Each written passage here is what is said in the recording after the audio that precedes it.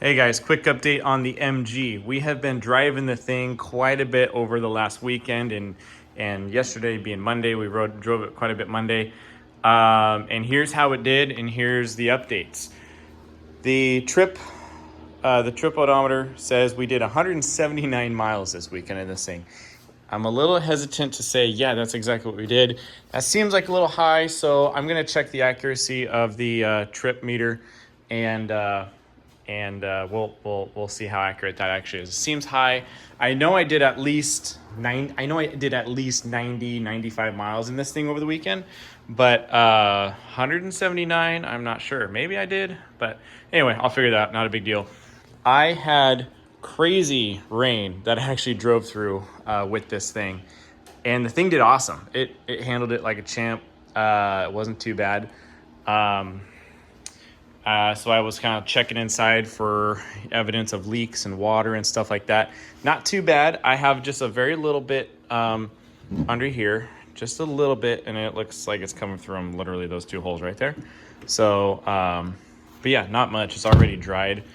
And I got to check out up here because it looks like I had a little bit of water dripping onto the seat here, but I'm not sure if that's because I opened the door right after a hard rain or not. I'm not sure.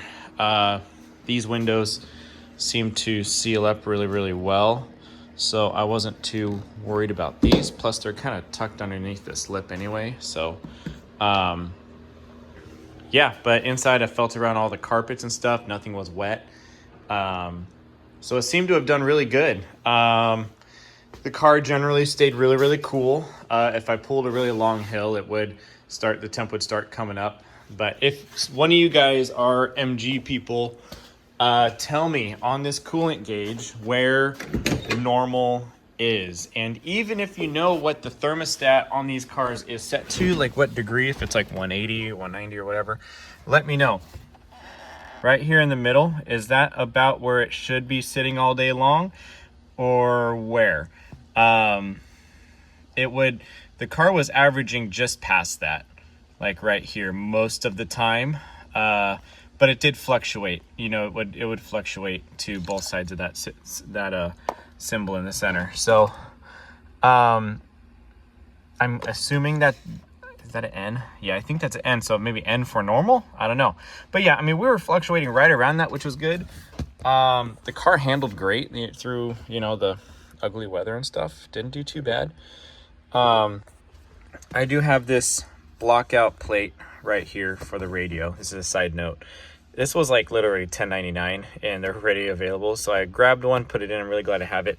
And this gauge was mounted under the hood. Well, I went ahead and moved it here so I could monitor the oil pressure, because this one don't work. So that's a down the road thing, seeing if I can get this one going. But for now, happy I have that. And once or if this gets replaced, I will buy a new one of these without the big hole in it. So someone tell me what this hole's for. I don't know what that hole's for. This is supposed to be a seatbelt warning light, if I'm not mistaken. Doesn't work, but anyway, this I'm going to open up a little bit as of right now and put a fog light switch here, just one of those flat little black switches. That's going to go here for my fog lights on the front. But the heater worked on it. All that worked awesome on the car. I was really impressed with how it drove. I mean, it was awesome. The brakes throughout the last couple days have been feeling really, really good. Because they've never really been broken in. They were installed in 2004, and then this car was barely driven. So, yeah, the car seemed to have sealed up well. Came back, checked all the fluids and stuff. I think I'm seeping a little bit of oil from the cooler, a little bit. It's just a little bit oily in some spots. I cleaned up a little bit of oil from here. So definitely think I got a little oil leak coming from that cooler. And at some point it did get warm because, yeah, we did get a little bit of coolant burping out of here. Someone tell me, is this supposed to go to a reservoir, or is this just a vent tube down to the ground? I'm not sure. Someone please answer that question for me. You can also, someone answer where I can get a coolant bottle, or, I mean, not a coolant bottle, a washer fluid bottle to go right there. Or does anybody have any unique, cool ideas for a washer fluid reservoir? Kind of thinking, yeah, okay, I'll put an OEM one in if I can find one, but I don't know, something, you get creative, guys. Tell me what I could put there, because I got a lot of room to put something there. Maybe think of doing something creative there. That'd be kind of cool. But yeah, car ran like a champ. I do want to reroute the fuel line. You can see right now, here's the hard line. Connect right there. It goes through here and then connects to the carb right here. I think my fuel does get a little bit warm being right above the exhaust and goes over the intake and all that. So I want to get a longer line and route it this way over the fender and then sneak in here with an elbow. I think that'll be better. I think the fuel will stay cooler that way, because it did seem like it vapor locked a little bit once it was pretty warm and I shut it off and I went and did something, came back out and it was really struggling to start, and I think it was due to vapor locking. Anyway, not that big a deal. But yeah, all the lighting works. Here's the fog lights I got to wire up. Check out these old GT fog lights I found. Really happy I got those. Those will look really good.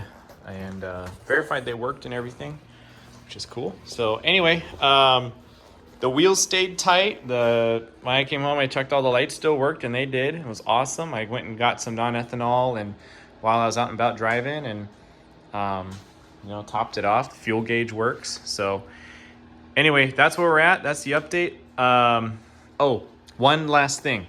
I am suspecting my I believe this is a vacuum advance on the timing. I'm suspecting it's not working that well, because toward the end of the drive, it seemed like it was really kind of lagging in power in the top end, kind of all of the sudden. And it kind of got better, but then it would kind of go and kind of come and go. So I got to figure out, I got to do some research on testing how good a vacuum this motor is making right now, and see if I can diagnose that. Long term, I want to go to a electronic ignition and ditch all that, but that's down the road, maybe this summer. But for now, I want to use the current setup. Initial timing at idle, we are running, I believe, 12 to 13 degrees timing. And it was doing pretty good. I definitely want to turn up the, I want the accelerator pump to come online a little bit sooner. It was just a little bit boggy and hesitant on really light throttle, getting going from like a stop. So I want to get I believe it's an adjustment on down here, if I remember right. I got to look at it closer, but yeah, I just want the accelerator pump to do what it needs to do a little bit sooner. But yeah, I never had to touch the idle. I think now that it's kind of cleared its throat a little bit, I can turn down the idle just a little bit, but haven't messed with, mixed screws or anything like that, since I got it going. It doesn't backfire or anything like that. It seems to run pretty good. No, it doesn't blow smoke or anything like that. I'll take out some of the spark plugs today and see how they look. You want it to look like a toasted marshmallow, not burnt or anything like that, not too white, just a nice brown toasted marshmallow look, and that should be a good burn. So I'll pull those off and see how they look. That result will be in the next video. So anyway, that's where we're at. It did good, made me proud. So there's the update. Thanks, guys. Watch for the next one.